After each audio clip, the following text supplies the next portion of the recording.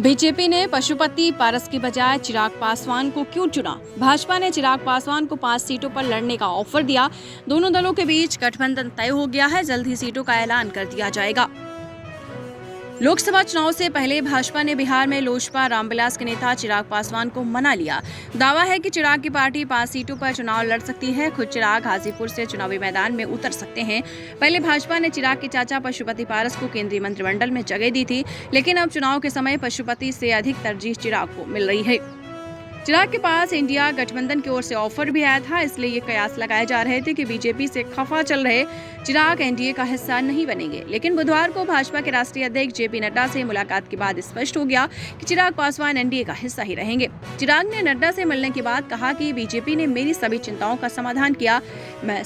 आपको बता दूं, मैं संतुष्ट हूं। बिहार में राष्ट्रीय जनतांत्रिक गठबंधन एनडीए के घटक दलों के बीच सीट शेयरिंग पर फैसला हो गया। 2020 का बिहार विधानसभा चुनाव बीजेपी और जेडीयू ने साथ मिलकर लड़ा था। चिराग पासवान नीतीश के साथ मिलकर चुनाव नहीं लड़ना चाहते थे। चिराग ने कहा, मैं मोदी जी का हनुमान हूं। वे भाजपा के खिलाफ नहीं लड़े, लेकिन जहां जेडीयू ने चुनाव लड़ा वहां चिराग ने अपनी पार्टी के प्रत्याशी उतारे। अब आपको बताते चलें, चिराग को बीजेपी ने अधिक तरजीह क्यों दी है, मतलब क्यों ज्यादा प्रेफर किया है। रामविलास पासवान के उत्तराधिकारी के तौर पर चिराग पासवान को ही देखा जाता रहा है।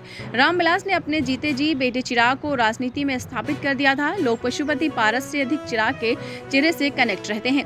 बिहार में करीब 6% पासवान यानी दुसाध वोटर्स हैं, जबकि एलजेपी बनी ये वोटर रामविलास के प्रति वफादार रहे हैं। अब ये वोट बैंक चिराग के पास शिफ्ट हो सकता है। चिराग पासवान युवा चेहरा भी हैं, वे भाजपा को लॉन्ग टर्म फायदा दे सकते हैं। यूथ वोटर्स भी चिराग से फेस पर वोट करता है, तेजस्वी के मुकाबले भाजपा चिराग का चेहरा सामने कर सकती है। बिहार में स्थानीय दलों के बिना राजनीति करना करीब असंभव हो गया है। नीतीश की उम्र होती जा रही है और उनकी पार्टी जेडीयू भी धीरे धीरे कमजोर होती जा रही है। इसलिए भाजपा बिहार में बने रहने के लिए विकल्प के तौर पर चिराग को देख रही है। चिराग को भाजपा अपने प्रति वफादार मानती है। 2020 के विधानसभा चुनाव में उन्होंने जेडीयू को नुकसान पहुंचाया, भाजपा को नहीं। उस दौरान उन्होंने खुद को पीएम मोदी का हनुमान बताया। चिराग ने भाजपा के खिलाफ कभी बयानबाजी भी नहीं की। तो आपको बताते चलें, इसलिए और चिराग पासवान को बीजेपी तरजीह दे रही है, क्योंकि चिराग पासवान युवा है और नीतीश कुमार की जो अब उम्र है वो ढल चुकी है। तो आपको बताते चलें, आगे आने वाले दिनों में बीजेपी चिराग को मुख्यमंत्री का चेहरा बना सकती है, मुख्यमंत्री का फेस बना सकती है। तो आपको बताते चलें, बहुत सोच समझकर बीजेपी ने, आपको बताते चलें, चिराग पासवान को चुना है। दीक्षांत एडुटेक लाया है दीक्षांत सी लर्निंग ऐप। बने दीक्षांत का चैनल पार्टनर और अर्न करें लाखों रुपए प्रति महीने।